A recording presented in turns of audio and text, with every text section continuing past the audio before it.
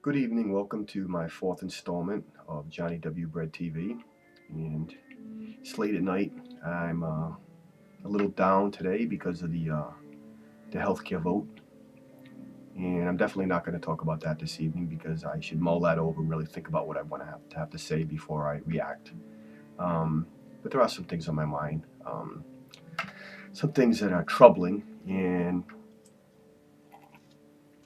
I just like to get some input on what you guys think. Think. Do people really think at all? When people have debates, I think too often they just have an idea that sounds good, and they want to implement it so badly that they don't really think about it. Think about if it's the right thing, if it's even going to accomplish the purpose they want. One of the things about the healthcare bill, and I know I said I was going to talk about that, was somebody said, "Well, we got to sign the bill before we even read it." I guess that's how they figured we're going to know if it works or not. Let's sign it and let's see what happens afterwards. It's such a puzzling way of looking at things. Um, but I know this much. Even things now that I think are good, I have to really look at them carefully to determine if the thing I think is good really is going to be carried out in a practical way that's beneficial. And I've learned over the years that I've changed positions on things.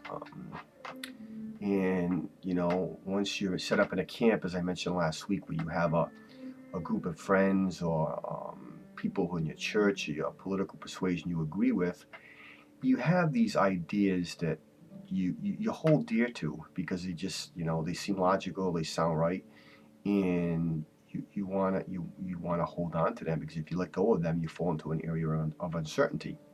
But sometimes these ideas you have to wonder if they're really as good as you think they are. One issue I can think of I've changed in the past year is the idea of capital punishment. And it's not because I've changed on the notion of capital punishment and it being moral or not. I think you can make a good argument for capital punishment. I think it's biblical. I certainly think if somebody kills somebody and you kill them back, that's perfectly fair. I mean, it's not an innocent person you're killing. But if, as a Christian, I say, well, I think I have to insist actually that my politicians are in favor of capital punishment and carry it out in our republic. We got to do that. It's just the right thing to do. It's the moral thing to do, and I insist upon it. And I will only vote for people who will take this position. Well, let me tell you, I think capital punishment in this society, the way things are now, is a disaster. Um, Although in theory it sounds good, I know this that when somebody is going on trial and a prosecution decides they want to use capital punishment um, as a sentence, or they want to ask jurors, do you favor capital punishment because we're going to institute it in this case?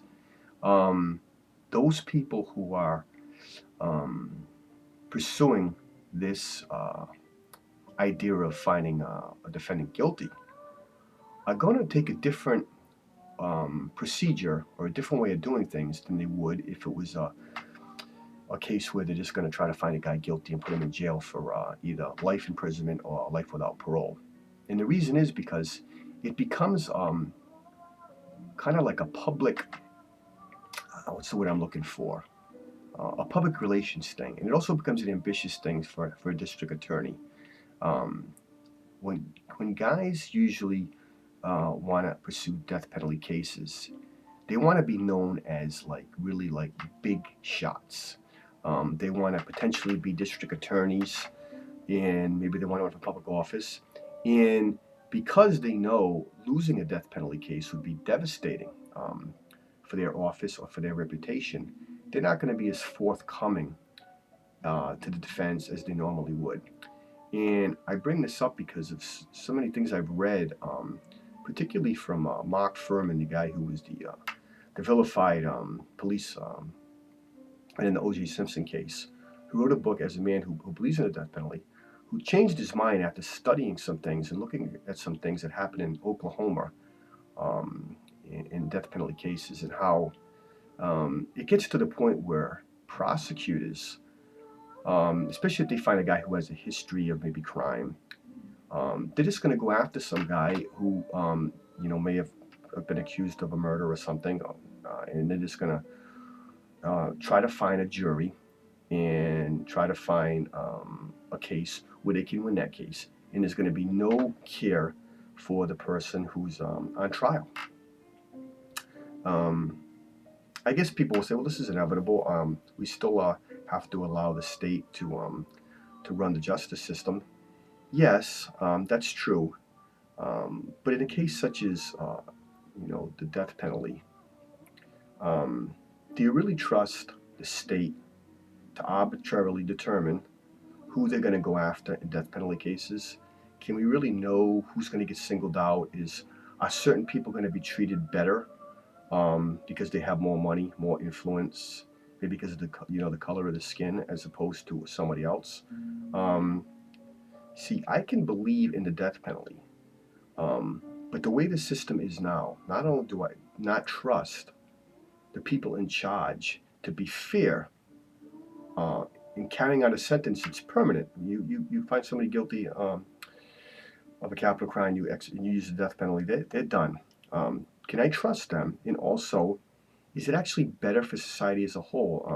The way the system currently is, I would say I would have trouble with the death penalty because it is so flawed, the justice system right now, that to have capital punishment while the system is the way it is doesn't save any money. People are on death row sometimes 14, 15, 16 years because there's so many appeals processes. And fortunately, sometimes during these appeal processes, sometimes people do get off. They're exonerated through DNA or whatever. So I can't say I know of people who have been executed on death row who were innocent. It doesn't seem there's any obvious examples of that.